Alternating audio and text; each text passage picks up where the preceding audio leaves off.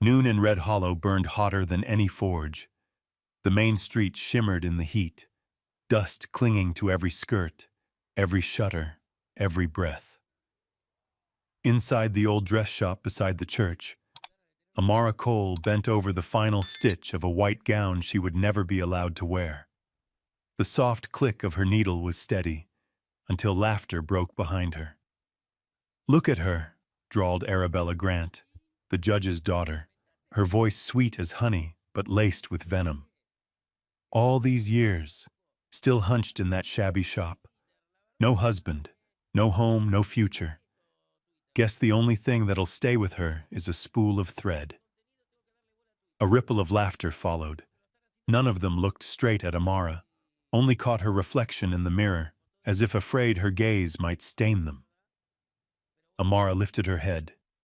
The needle froze mid-air. She said nothing, but her deep brown eyes held each woman long enough to make their smiles falter. Then came the sound of hooves cutting through the still air. Outside, a man on a black horse passed slow and sure along the dusty street. Everyone in Red Hollow knew that figure. Silas Thorne, owner of the largest ranch in the territory. Rich, reclusive, and rumored to have shot the wife who betrayed him. Sunlight glanced off the brim of his hat, hiding half his face, leaving only eyes the color of cold steel. As he rode past the shop window, his gaze stopped. Just for a heartbeat. It was enough to drain every sound from the room. Amara didn't bow her head. She stood where she was, the needle poised between her fingers, staring back. Silas tilted his head slightly, then rode on. When he was gone, Arabella's laughter burst loose again. "Did you see that? He looked at you. Must have felt sorry. Or maybe he's looking for a new stable hand." More snickers followed, but Amara had already set down her needle. She turned and stepped outside, not letting them see the tremor in her hands. That night, mountain wind slipped cold through every crack in the house. Jeremiah Cole, her father, sat in the dim light of their small store, counting the last of his coins. His voice rasped without looking up. "Tomorrow you're coming to the bank with me. If they won't extend the loan, we lose everything." Amara nodded, but her mind kept circling back to the gray eyes on the street that afternoon. She shook the thought away. Then came 3 heavy knocks at the door. When Jeremiah opened it, Silas Thorne stood framed against the night, his shadow long across the dirt floor. He removed his hat, his voice low and rough. "Sorry for calling so late, Mr. Cole. I came to speak with Miss Amara." Jeremiah blinked. "With my daughter?" Silas nodded once. "I need someone to set the library at my ranch in order. I was told she reads, writes, works carefully, and keeps her silence." The room went still. Amara stood behind her father, the lamplight touching the curve of her cheek. "Your library?" she asked quietly. "My mother's," Silas said. "She's been gone a long time. No one's touched her things since. It's time someone did." He reached into a leather pouch and placed a small bag of gold on the table. It gleamed like spilled moonlight. "A month's pay in advance, if she'll take the job." Jeremiah stared. "Mr. Thorne, that's far too much for hired work." Silas turned to him, then to Amara. "I'm not hiring help. I'm hiring someone I can trust." The silence thickened. Amara could feel her heart pounding, but her voice stayed steady. "If I go, the whole town will say you've lost your mind." "Let them," Silas murmured. "What do you say?" For a long moment, only the tick of the wall clock answered. Then Amara looked down at her calloused hands and back up into his gray eyes. "I'll go." By dawn, Red Hollow buzzed like a kicked beehive. From the saloon to the church steps, everyone had something to say. You hear? The richest man in town hired that colored seamstress. Paid her in gold, too, up front. Arabella Grant stepped out of the barber's, her voice cutting sharp through the gossip. Of all the women in this town, he chose her? Laughter and whispers rolled down the street, carried on the wind. But beneath their noise was one truth none dared speak aloud. When Silas Thorne had reined in his horse before that shop, every witness had seen the look in his eyes. It wasn't pity. It was recognition. That afternoon, Amara packed a few belongings, wrapped her old scarf tight around her neck. Jeremiah said nothing more. When she stepped onto the porch, the sun hung low, painting the fence line in gold. From a distance came the shape of a black horse, moving steady toward their gate. Silas dismounted and met her gaze. No words passed, only the wind rustling through the cottonwoods and the soft thud of hooves in the dirt. Amara gripped the strap of her bag. She didn't know what waited at Thorn Ranch, only that, for the first time, someone had looked at her and seen more than the color of her skin, and so her journey began. The road to Thorn Ranch stretched across parched hills and rows of aging birch trees. Morning light poured through drifting dust, wrapping the land in a golden haze. Amara sat in the back of the wagon, fingers gripping the strap of her bag, her chest tight with something caught between wonder and unease. Folks said Thorn Ranch was so vast, a rider could gallop 3 days and never reach its edge. But no one ever spoke about its silence, the kind that lay heavy, like ash after a fire long burned out. When the wagon stopped, the ranch hands turned to look, some curious, some sneering. None spoke. Still, Amara could feel it, the judgment that clung to her like dust to her dress. She was a stranger here, and worse, someone who didn't belong. The front door opened, and a woman stepped out. Gray-streaked hair pulled into a strict bun, her face carved sharp by years of duty. Even the wind seemed to pause when she looked your way. You must be Amara Cole? Her voice was dry, measured, not cruel but far from kind. Yes, ma'am. I'm Hilda, housekeeper. I keep the keys, run the kitchen, and I'm the only one here with the nerve to tell Mr. Thorne no. Her eyes swept over the small bundle Amara carried. Then she gave a curt nod. Your room's upstairs, end of the hall. But first, follow me. The library's south wing. Watch the dust. It's thicker than the rumors. The library stood apart from the main house, a grand wooden room with high windows touching the ceiling. When Amara opened the door, time itself seemed to stir. The air smelled of ink and old paper, smoke and forgotten wind. Shelves stretched up like pillars, each book coated in gray. Shafts of sunlight slipped through gauzy curtains, turning the dust into slow-falling threads of gold. She reached for a thick, leather-bound volume, its spine cracked with age. Her fingers traced faint, trembling letters on the cover. Elara Thorne. The name lingered like a held breath. The late Mrs. Thorne, the woman every tongue in Red Hollow whispered about. The one said to have died in scandal and left her husband to drink and silence. Amara turned a few pages. Between verses of Byron and Wordsworth, she found short lines written in a smaller hand. If love must live in silence, then let it breathe through dust.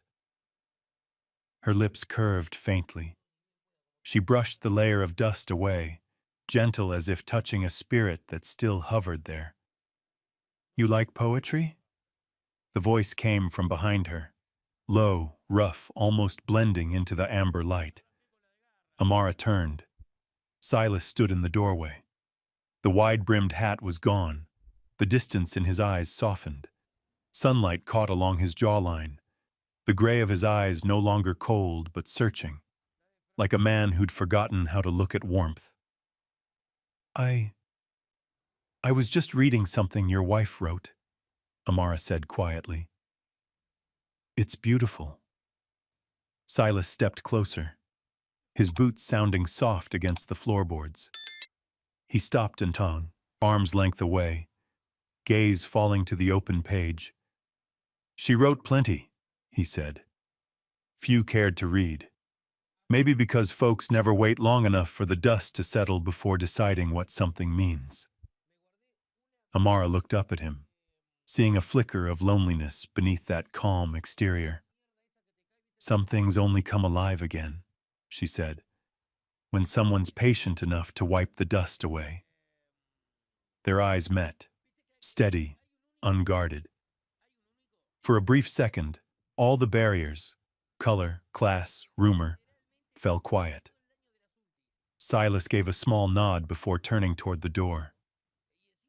If you need anything, tell Hilda. I don't take kindly to visitors, but I don't think you're one. The door closed behind him. Amara sat down slowly, fingertips resting on the page, her heart fluttering in her chest. That look in his eyes lingered, soft, uncertain, like ash that refused to settle. By late afternoon, Red Hollow buzzed with gossip.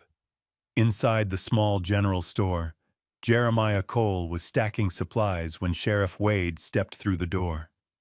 He tipped his hat low, voice quiet. Jeremiah, I'm not here to stir trouble, but you ought to hear this. Jeremiah's hand froze over the counter. What is it? Thorne, the man who hired your girl. The sheriff leaned in, lowering his voice. Word from the mayor's office. His old flame, Eleanor Vale, she's coming back to town. Folks say hiring your daughter was just for show, to calm the talk. Jeremiah's grip tightened on the wood. You sure? Sure as I can be.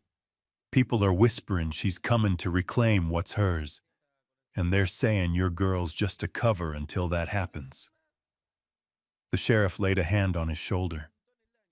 I don't know what kind of man Thorne really is, but I'd keep my eyes open. His past's a shadow that hasn't finished falling. Up on the ridge, dusk painted the sky in red and gold. Amara stood at the library window, watching the fields fade under the weight of twilight. Dust drifted through the dying light, like tiny spirits dancing their last waltz. She took a slow breath, steady and full. Down below, the town's rumors were spreading like wildfire. But here, in the hush of old paper and faint perfume of ink, there was only the soft whisper of dust, and in that whisper, something new was beginning to breathe. That morning, Red Hollow lay under a veil of mist. The smell of wet grass mingled with wood smoke drifting through the streets. By dawn, word was already spreading. An elegant carriage had stopped outside the saloon. When the door swung open, a woman stepped out, her deep blue velvet dress sweeping the dirt, her gaze sharp enough to cut glass. No one needed to ask her name. Everyone in town knew Eleanor Vale, the woman who once wrecked Silas Thorne's heart. She walked down the street with the poise of someone who used to own it. Yet not a soul dared come close. Her smile was slight, her eyes glacial, and the sound of her heels echoed long after she passed. Some said she'd come back to reclaim her lost love. Others whispered she'd come for vengeance. Up at Thorne Ranch, the world felt 1,000 miles quieter. Amara worked alone in the library. The sunlight streamed in, catching the dust like drifting memory. She knelt on the wooden floor, stacking books in neat, patient rows. When she opened the last drawer beneath the writing desk, a small envelope slipped free. A sheet of paper yellowed with age, but the handwriting across it looked freshly inked, slanted, deliberate, in red. To the girl living on blind faith. Amara froze. She unfolded the letter, reading the few clipped lines inside. Leave Thorn Ranch before his past devours you. There are things in this house that do not sleep, and they will not forgive. No signature, no return address. Only a faint trace of lavender perfume, expensive, unmistakable. Amara's fingers tightened around the page, her palm damp with sweat. She didn't need a name to know who had written it. By late afternoon, the sky had turned a pale gray. Out in the stables, she worked quietly, refilling straw and brushing down the horses. Then came the sound, heels striking the wood, sharp and deliberate. Amara turned. Eleanor Vale stood at the door, white gloves spotless, chin raised. "I suppose you're Amara Cole," she said, her tone smooth and cold as a verdict. "Yes," Amara answered softly. "And you must be the woman who sent that letter." A faint smile touched Eleanor's lips, though her eyes stayed empty. "If I had sent it, do you think you'd still be calm enough to stand here speaking to me?" She stepped forward, leather shoes creaking over the straw, the air filling with lavender and disdain. "They say Silas hired you, a colored girl with little more than calloused hands and a few letters to her name. Curious, isn't it? He's always had a fondness for the pitiful." Amara didn't flinch. She smoothed the horse's mane, her movements steady, her silence deliberate. Eleanor came closer, lowering her voice until her breath brushed Amara's ear. "You think you're different from the others who've drifted through his life? You're not. You're just a shadow, helping him forget the real thing." Amara turned. Her eyes were calm, dark and deep as a midnight well. "I didn't come here for pity, and I'm not here to replace anyone. If Mr. Thorne has ghosts, they're his to keep. And if you wish to defend your pride, do so. But don't use my color as your weapon." For a moment, Eleanor stood motionless, her jaw tightening.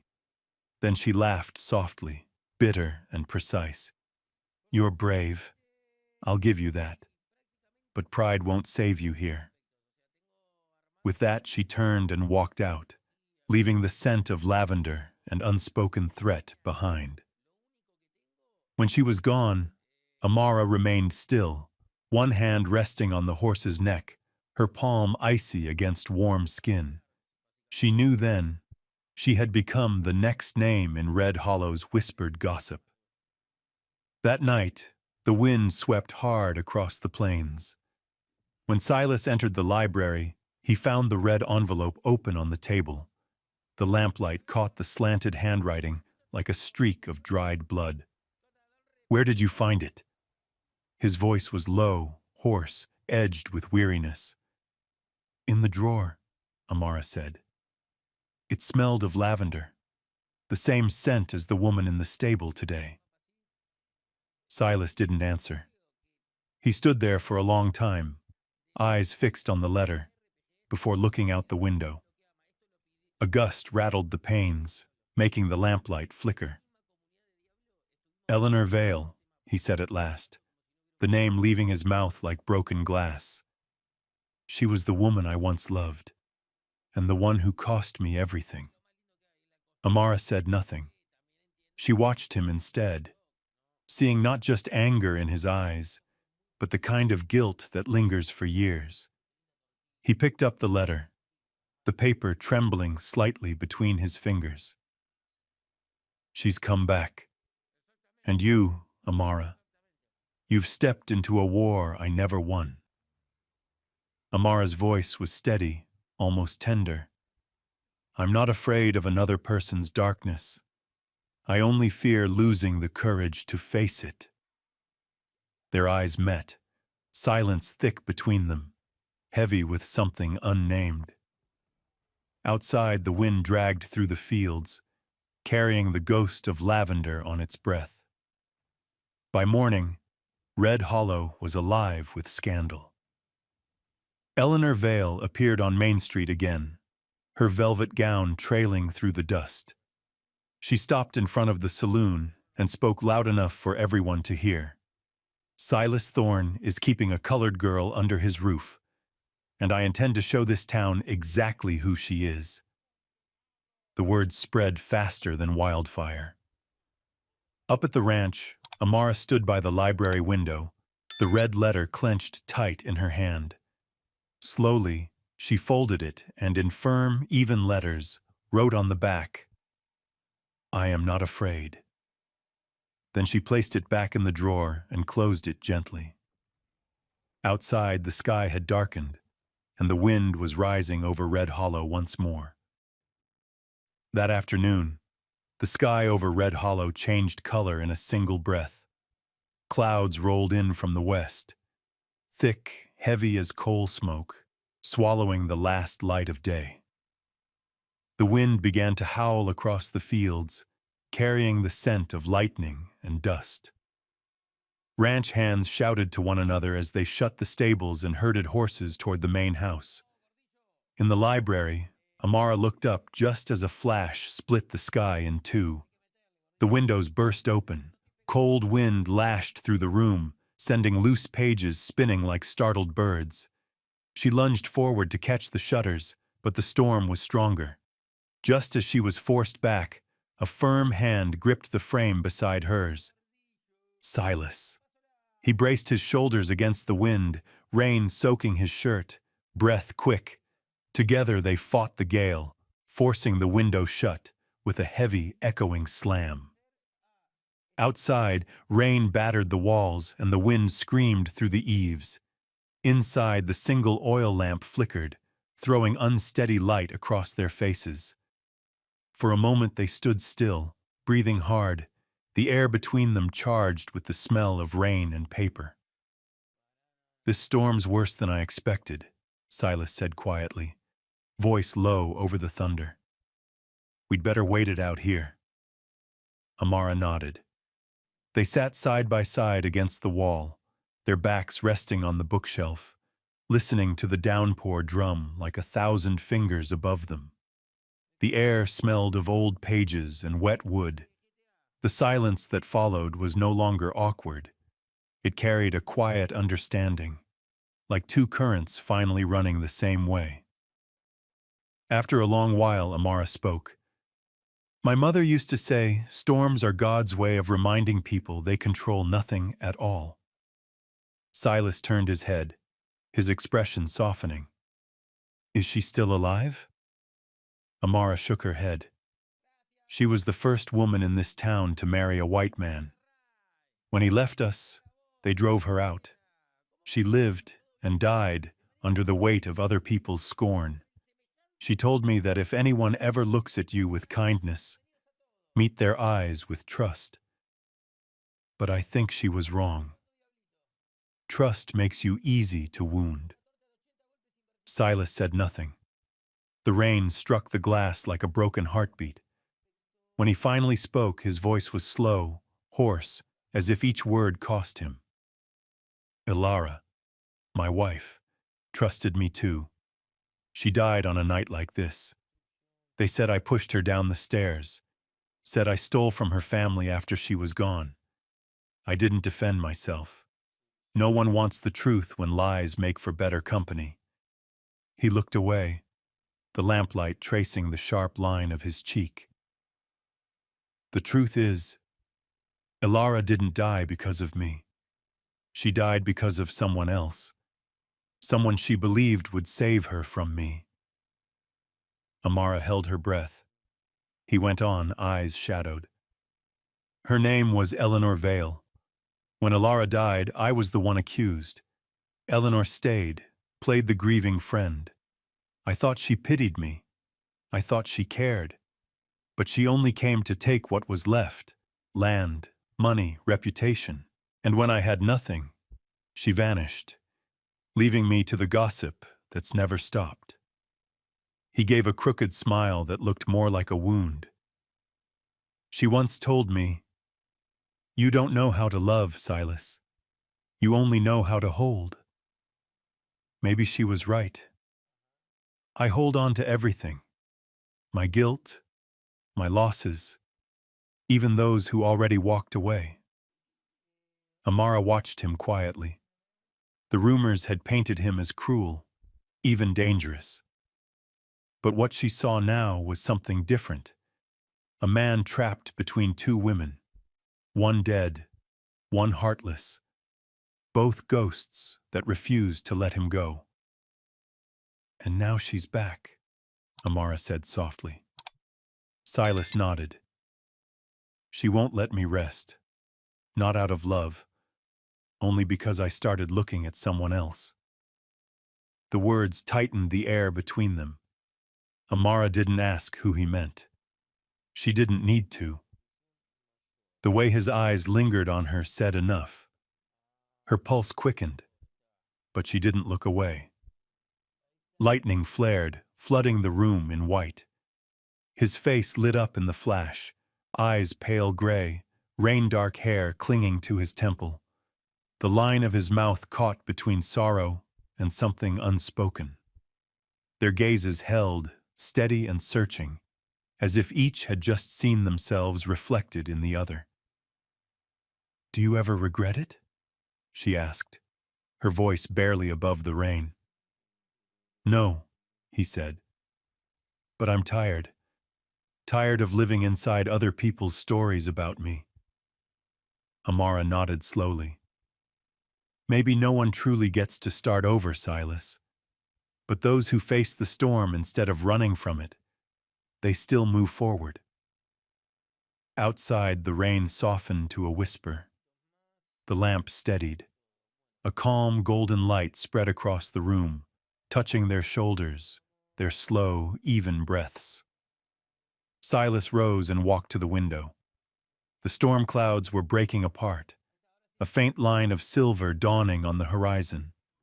He turned back, his expression gentler than she'd ever seen. "Thank you," he said quietly, "for not running when you had every reason to." Amara stood too, her hand brushing the edge of the desk for balance. "Some places," she said, "need someone to stay when the storm hits hardest." They looked at each other once more, not as employer and worker, but as two souls who had found stillness amid ruin. And when the rain finally stopped, the room remained filled with the scent of wet wood, lamp smoke, and a silence that felt warm, as if holding a promise too fragile yet to speak aloud. Rumors never needed truth to survive. In Red Hollow, they only needed a whisper, a look, a single person too afraid to speak. By the next morning, the town was already buzzing. The colored girl spent the night at the ranch. From the old saloon to the market square, the story spread faster than the summer wind. They said Amara Cole had stayed the night with Silas Thorne in his library, that the man who once lost a wife and was betrayed by another had now lost his mind over a black woman. No one cared that a storm had trapped everyone on the property, that no one had left the main house until dawn.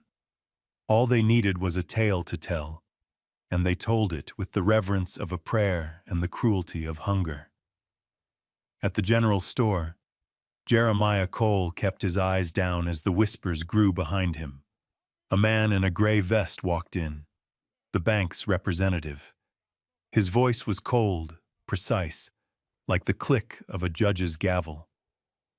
"Mr. Cole, the bank's decided to collect on your loan ahead of schedule. You have 3 days to clear out your stock and vacate the premises." Jeremiah's hand trembled. 3 days? We had an agreement. "Terms change," the man said flatly. His gaze drifted across the dusty counter, pausing on a folded newspaper. The front page headline screamed about Silas Thorne and the woman under his roof. Jeremiah didn't need it explained. The message was clear. That afternoon, when Amara brought parcels down to town, laughter rippled along the red dirt street. Arabella Grant stood before the cafe, dressed in white lace and smugness, surrounded by her circle of friends. "Look who it is," she called sweetly. "Thorne's woman, or should I say, his mistress." The laughter that followed was sharp, bright, merciless. Amara didn't answer.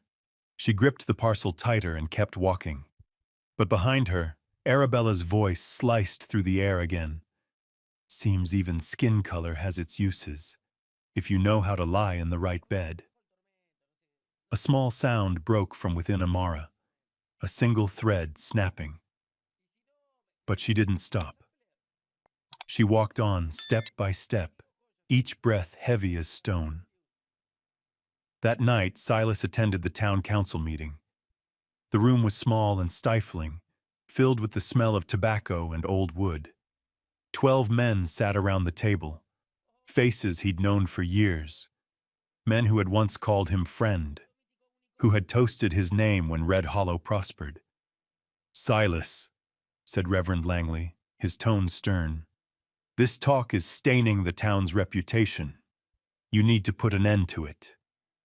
"Rumors are just rumors," Silas replied. Another man leaned forward. "Rumors stop being rumors when everyone believes them.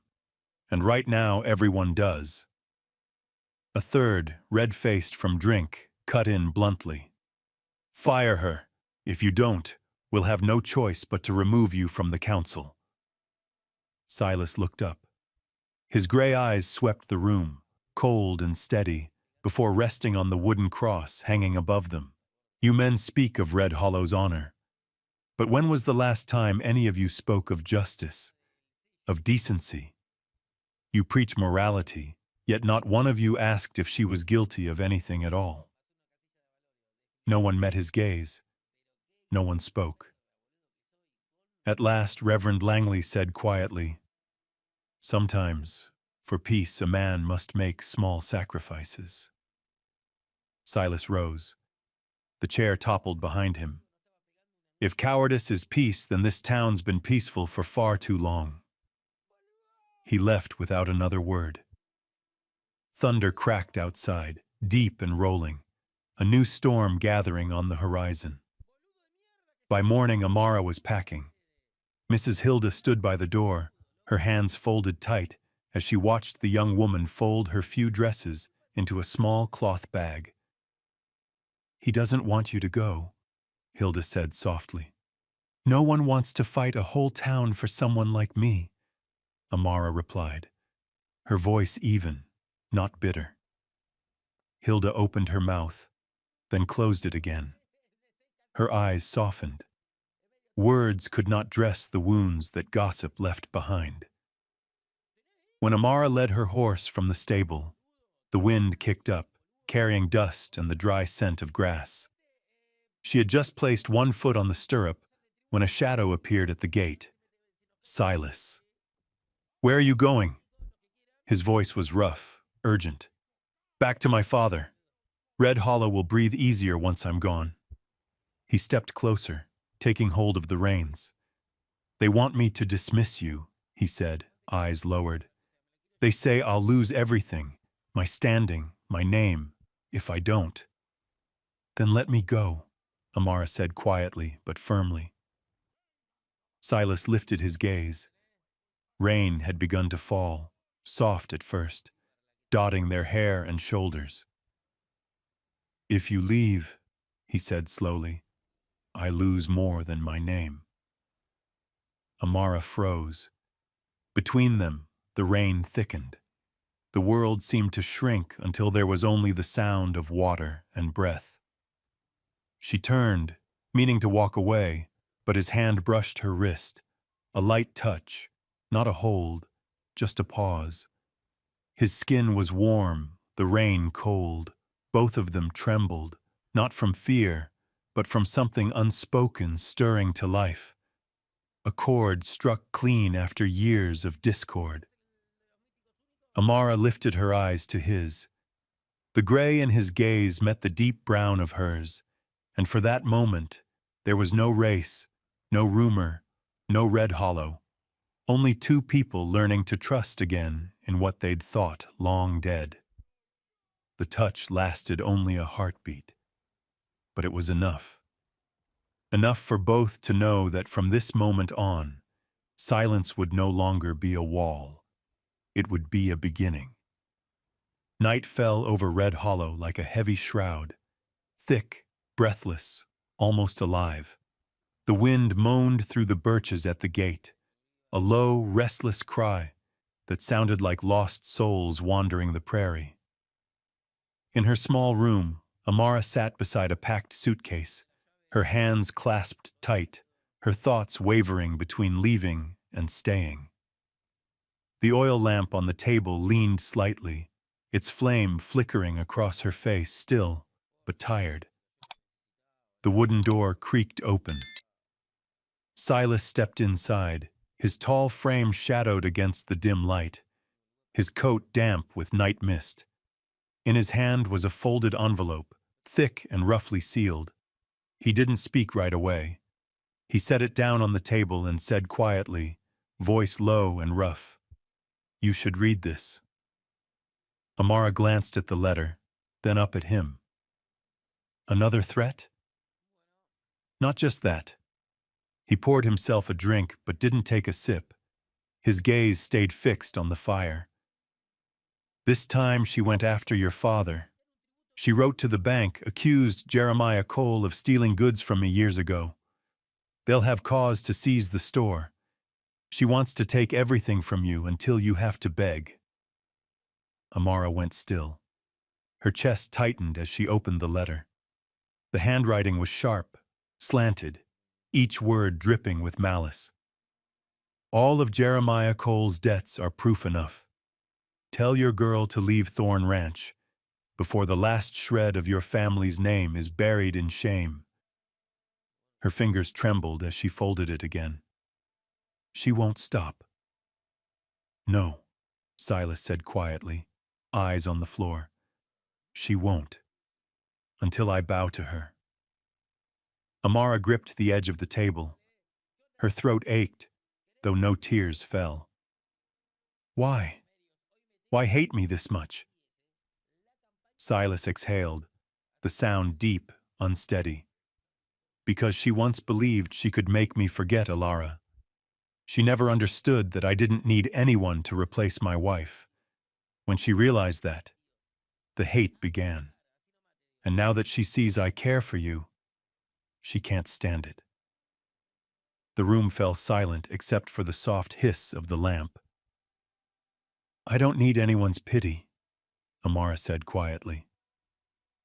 I never pitied you, Silas replied, the words immediate, firm. She looked up. Their eyes met, held, for what felt like a lifetime. He took a slow step forward, as if crossing an invisible wall built from years of shame, rumor, and grief. Amara, he said, his voice low, thick with truth. I've lied to myself for years, told myself my heart died with Alara. But the day you walked through that gate, I realized I could still feel something. And that's what terrifies me. She took a half step back, but didn't look away. What are you afraid of, Silas? That when the world sees me touch you, they won't see love, he said softly. They'll see sin, and you'll be the one to pay for it. He swallowed hard. You deserve peace, not the slow death of every gaze that will try to break you. Amara's tears came then, slow but steady, though her voice stayed calm. Peace was never meant for people like me. I was born in a storm, raised in silence. If love is just another storm, then I'm not afraid to walk through it. Silas didn't move for a long moment. The lamplight caught in his eyes, and the space between them seemed impossibly one. "You don't understand," he whispered.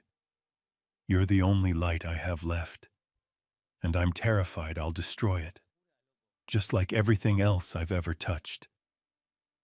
"You didn't kill her," Amara said softly, each word sure.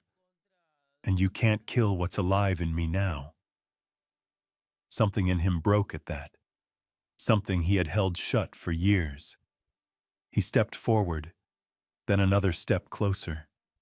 The lamp's golden glow trembled, throwing their shadows across the wall. When his hand rose to her face, she didn't flinch. Time seemed to slow. His fingers brushed her cheek, rough, trembling, reverent. He leaned closer, breath meeting breath, the space between them vanishing until the world was reduced to heat, air, and the sound of their hearts. The light wavered, and for an instant their shadows became one. Two outlines pressed together, unguarded, defying every voice that had tried to name their love as shame. There were no words, no promises, no apologies, only the warmth of two people finding shelter, if only for a night, inside each other's storm. Outside, the wind roared over the plains, carrying the town's whispers through the dark. But within that small room, beneath the trembling light of the oil lamp, there was only stillness. Two hearts breathing in rhythm, quiet and real.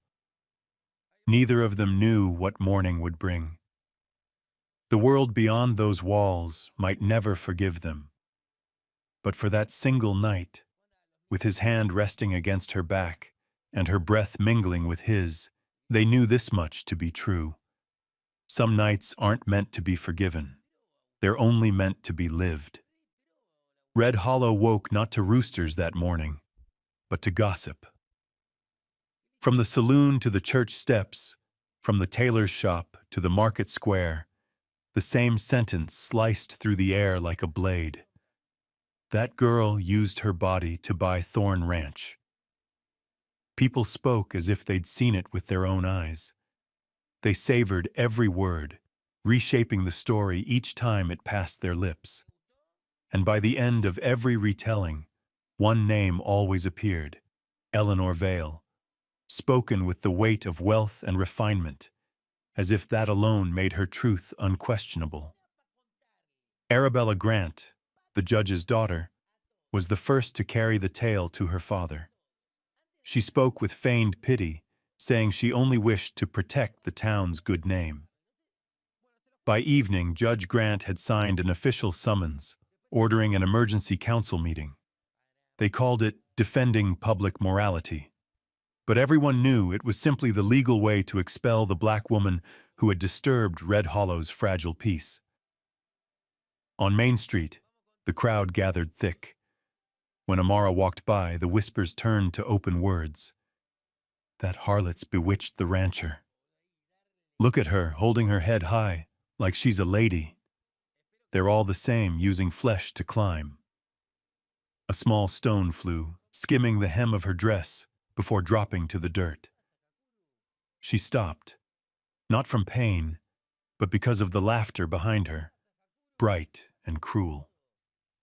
Jeremiah Cole stood a few paces away, hands trembling around the brim of his worn hat. He'd already heard the rumors, but seeing his daughter standing there, surrounded by wolves dressed as neighbors, was worse than any shame words could bring. He stepped forward, voice unsteady. "Come on, Amara. They're not worth it." She turned to him, her eyes calm in a way that hurt to look at. "If I walk away, they'll call it confession.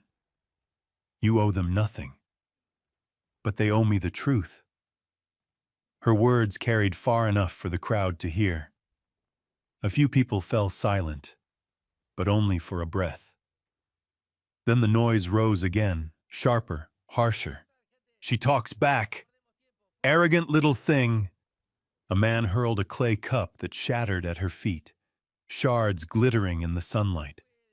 Jeremiah stepped in front of her, voice breaking. Enough! Have you all lost your minds? Teach your daughter some shame, Cole, a voice answered from the crowd. The people parted. Eleanor Vale stepped forward, blue velvet gown sweeping the dust, blonde hair gleaming under the afternoon sun, a thin smile slicing across her face.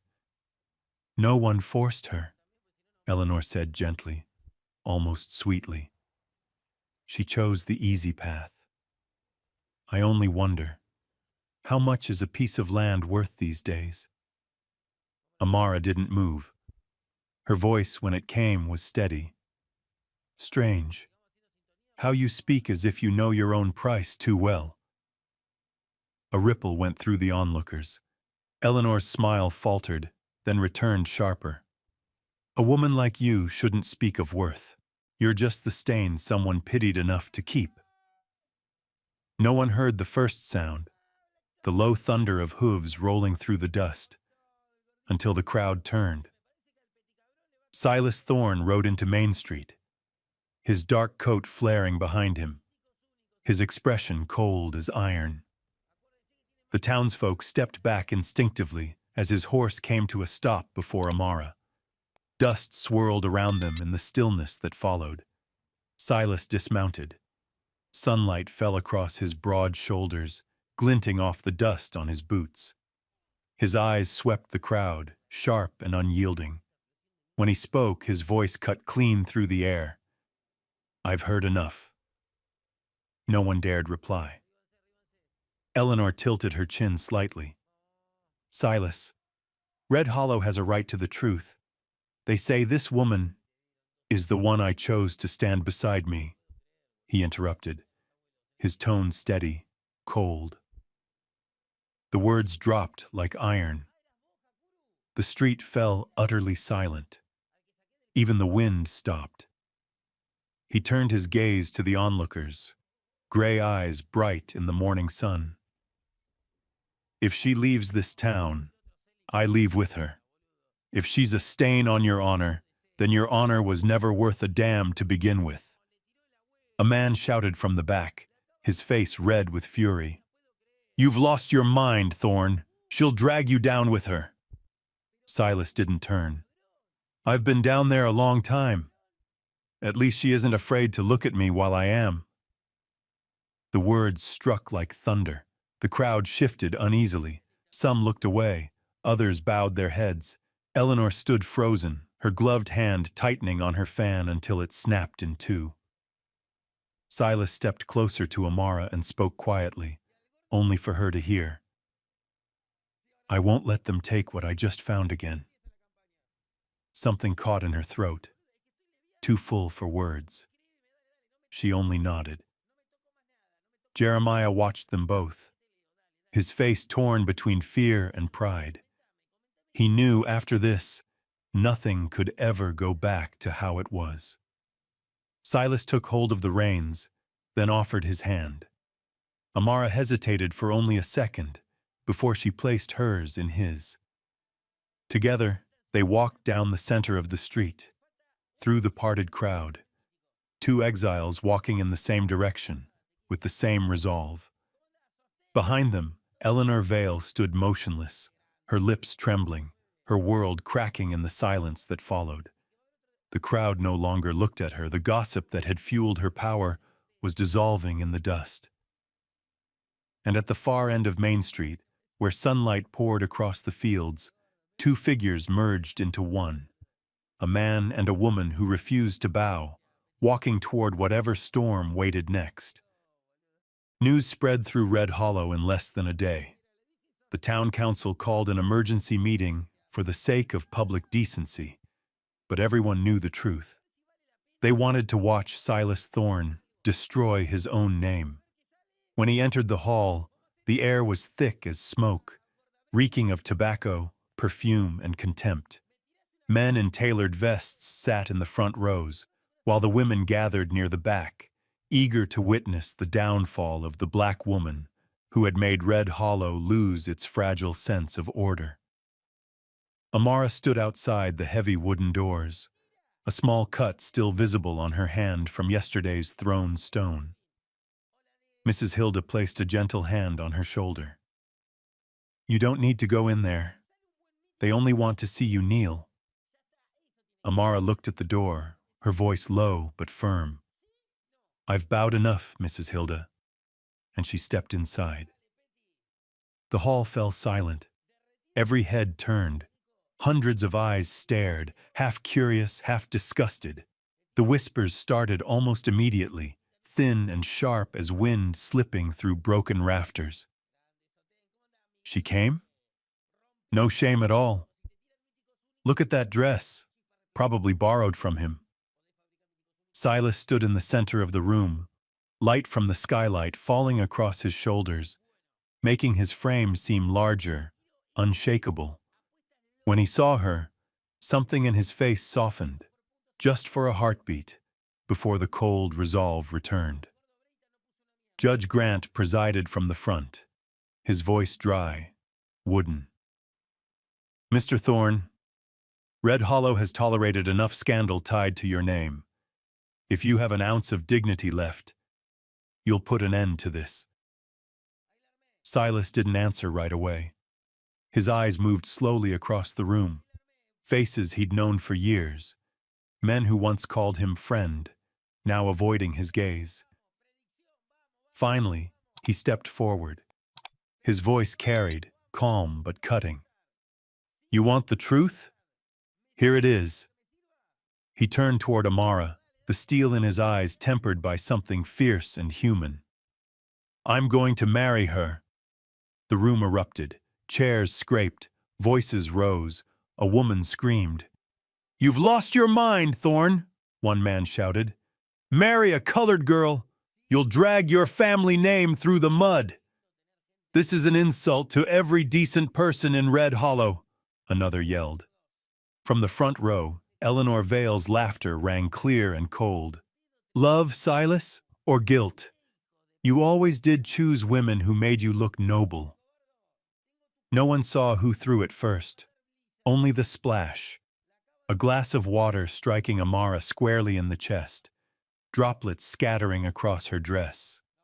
She didn't flinch. She didn't lower her head. Her hands trembled slightly, but her spine stayed straight. Silas turned sharply. His voice thundered through the hall. "Enough!"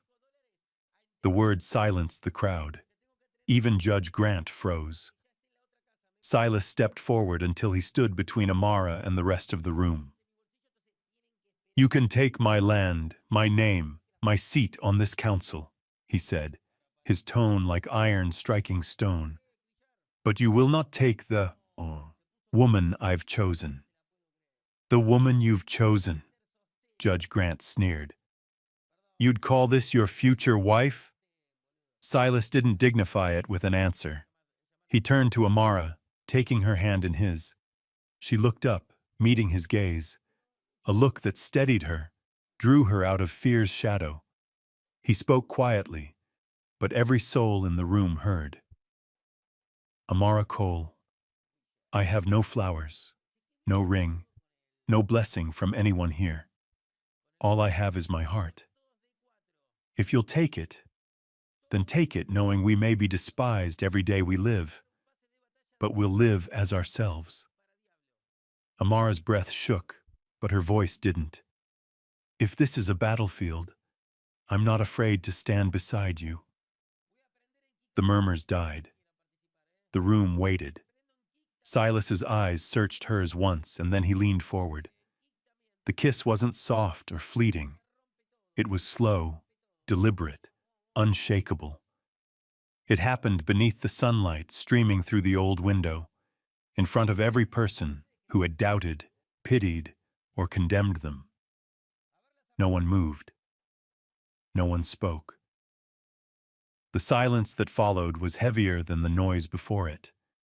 So still they could hear the ticking of the clock, the sound of breath catching in throats. Some turned away.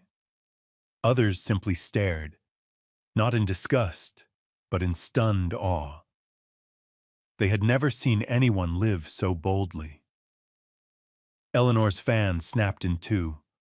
Tears streaked her cheeks. Whether from rage or something older, no one could tell. Arabella lowered her head, her lips trembling. Judge Grant slammed his gavel down, but even the sharp crack couldn't drown the silence that swallowed the hall.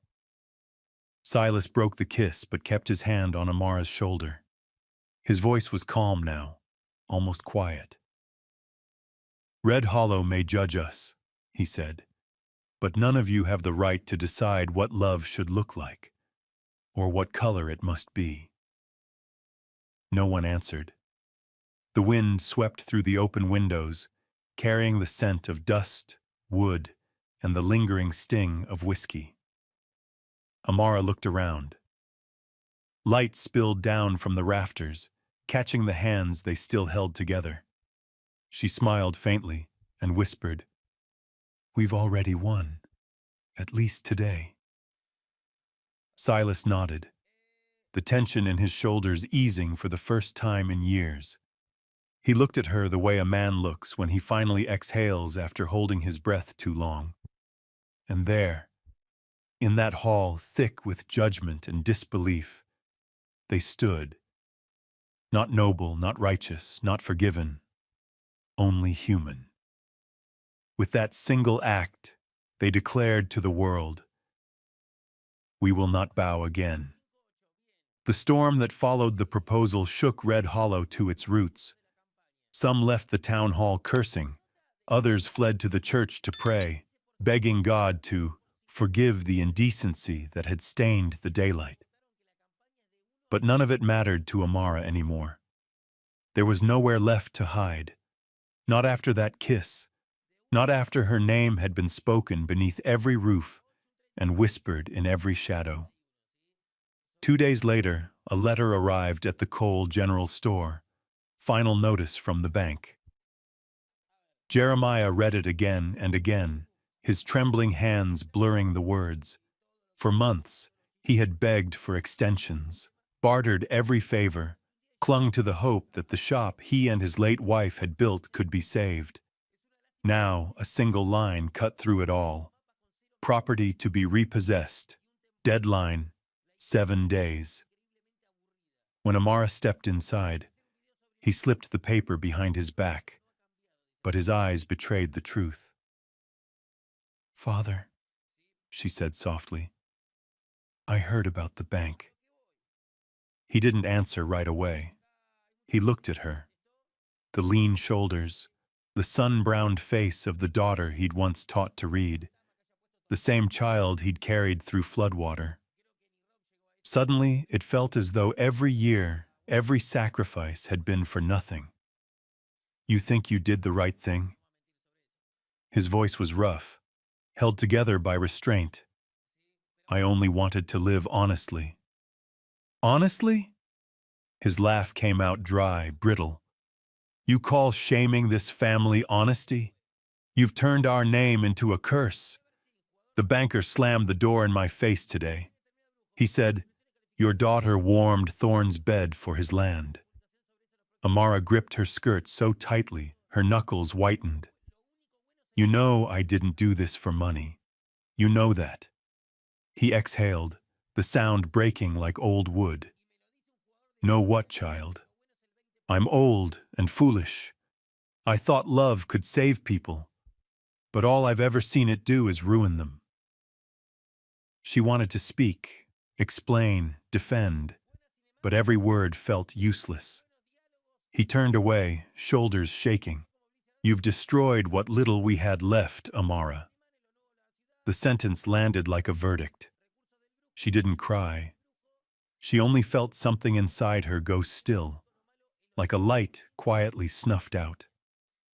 The autumn sun filtered through the cracked window, glinting off dust motes drifting in the air. Once this house had been her whole world, the place she'd believed hard work could earn respect. Now she knew. There were stains time refused to wash away. By afternoon, she began to pack. The small room where she'd grown up still bore the faint chalk lines she had drawn as a child. Jeremiah sat in the corner, silent. When she folded her old scarf into her bag, he finally spoke. "Where will you go?" "To a place where I don't have to bow my head," she said quietly. Outside, Silas waited. He stood by his horse, coat dark, a folder of papers in hand.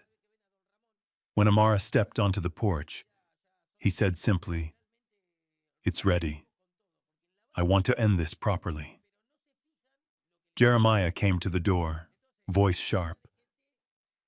"End. What?" Silas met his eyes calmly. "Today, your daughter takes my name." The old man froze. "You what?" Amara's voice was soft, almost fragile. "I agreed, Father.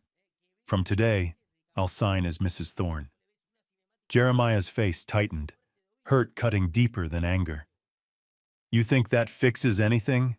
Marrying the man this town calls a devil?" "No," Amara said. "It's not about fixing. It's about choosing the only person who didn't turn away." There was nothing left to say. Only the sound of hoofbeats on the street, the distant rustle of leaves, and later, the quiet scratch of pen up on paper inside a notary's office at the edge of town.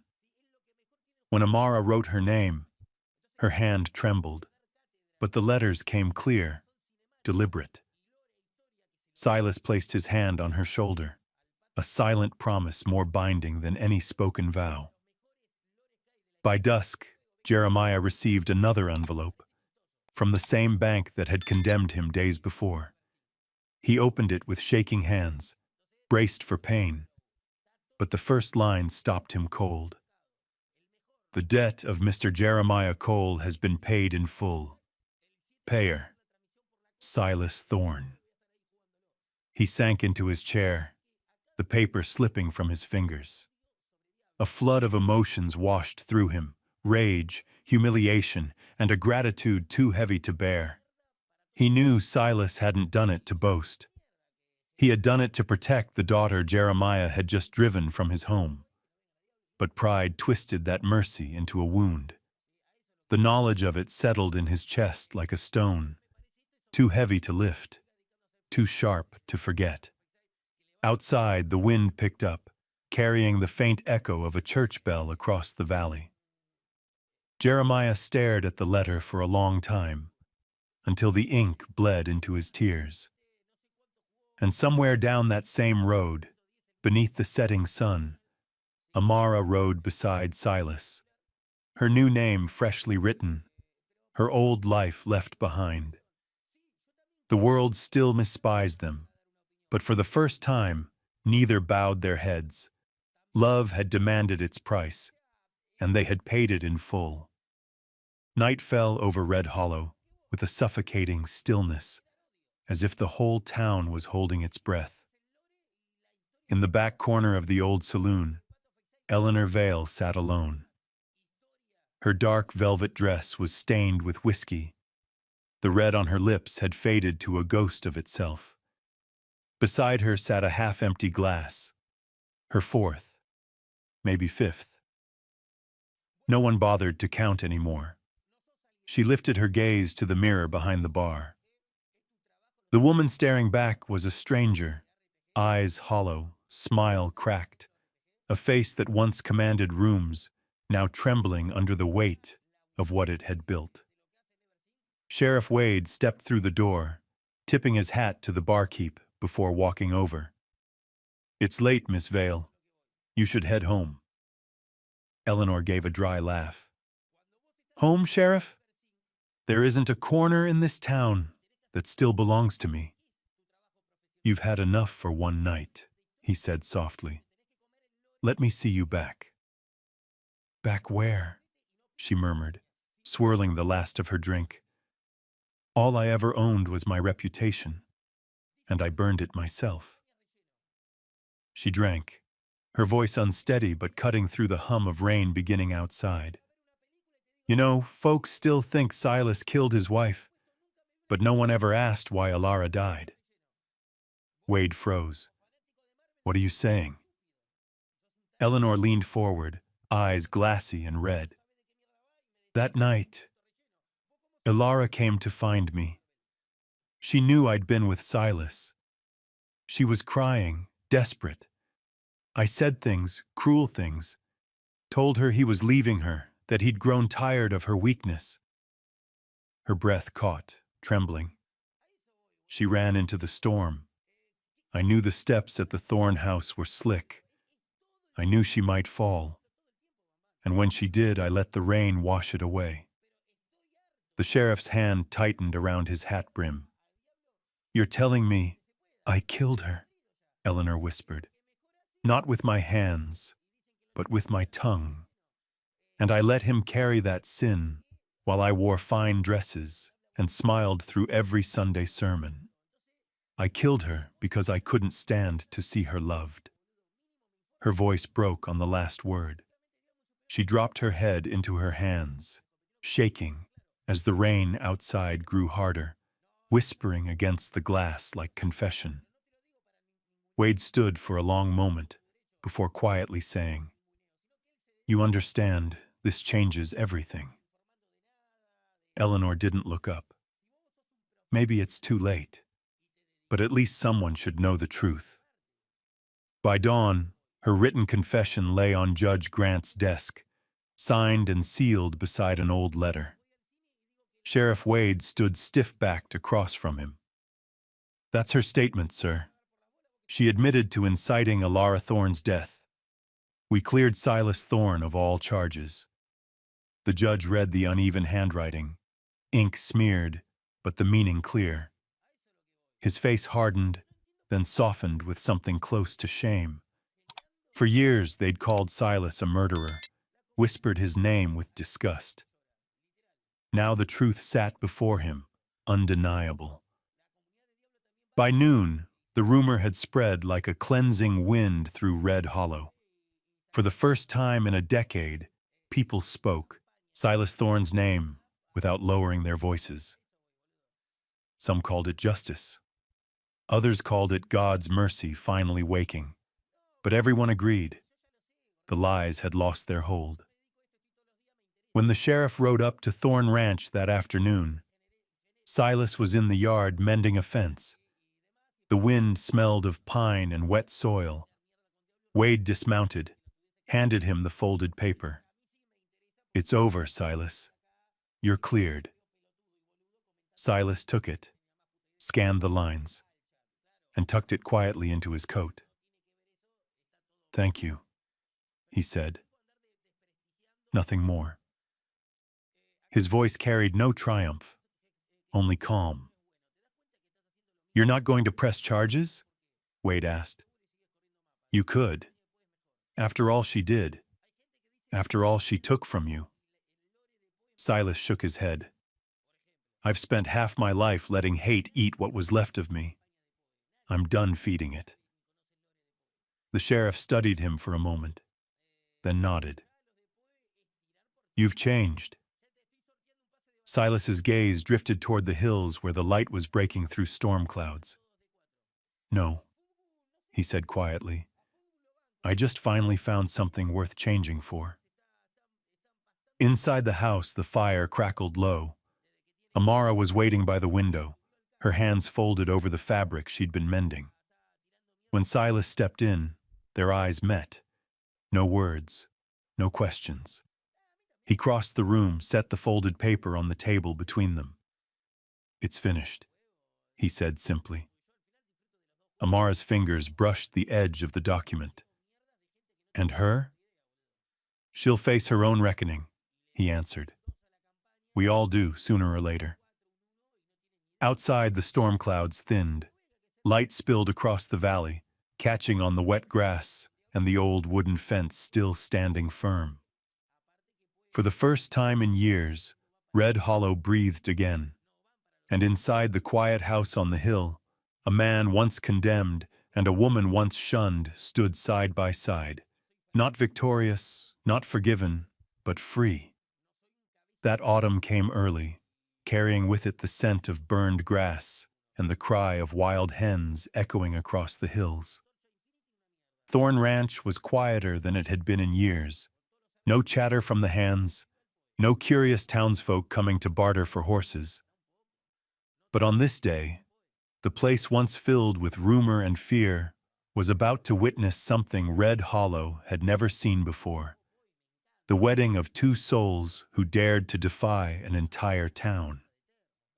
There were no church bells, no preacher, no silk gowns or brass bands. Only the wildflowers Amara had gathered from the stream that morning, and a thin white veil Mrs. Hilda had sewn on from an old curtain. A handful of witnesses stood under the porch to avoid the drizzle. Sheriff Wade, Mrs. Hilda herself, and old Thomas, the stable hand, who'd served the Thorns for half his life. Silas wore a plain white shirt, sleeves rolled to the forearms, his dark hair slicked back, but still carrying that familiar, untamed streak. When Amara stepped out, he didn't move. He only looked. And in his gaze there was something steady yet fragile, as though he couldn't quite believe she was real. The lamplight caught the curve of her shoulders, the honeyed glow of her skin, the quiet strength in the way she held herself. No one spoke. The only sound was the patter of rain on the roof and the wind moving gently through the birch trees, like a hymn whispered by the earth itself. Mrs. Hilda's voice broke the stillness. "You can begin," she said softly, her words trembling, though her smile was sure. Silas turned toward Amara and took her hand. His voice was rough at first, then steadied. "I once thought I'd die alone, buried beside the ghosts of silence and ash. But then you came and you brought back something I'd forgotten existed. Light." He paused, swallowing hard. "I can't promise the world will ever be kind, but I can promise to stand against its storms, if it means keeping you safe." Amara's eyes glistened. The tears didn't speak of sorrow, but of release, and when she finally spoke, her voice was low and even, flowing like water over stone. "I've spent my whole life under the eyes of others, measured, judged, defined by what I could never change. But you looked at me and saw not color, nor fault, nor shame. You saw me. And if love is a sin, then let me bear it with you." Mrs. Hilda pressed a hand to her mouth, weeping quietly. Sheriff Wade turned away, pretending to adjust his hat, though his eyes burned red. They stood there, between earth and sky, beneath a gray curtain of rain, speaking vows no law could write, no church could sanctify. And in that moment, on a ranch surrounded by whispers and disdain, their union burned brighter than any ceremony lined with roses and polished brass. On the old porch, the sunset fell softly over two figures sitting side by side. No words needed, only the peace that comes after every storm. Red Hollow no longer whispered. There was only the sound of wind and the faint scent of warm tea drifting through the air. Perhaps true love isn't loud. It's simply finding someone to share the quiet with. If this story touched your heart, leave a comment, give it a like, and subscribe to our channel to keep these warm, timeless, Wild West love stories alive.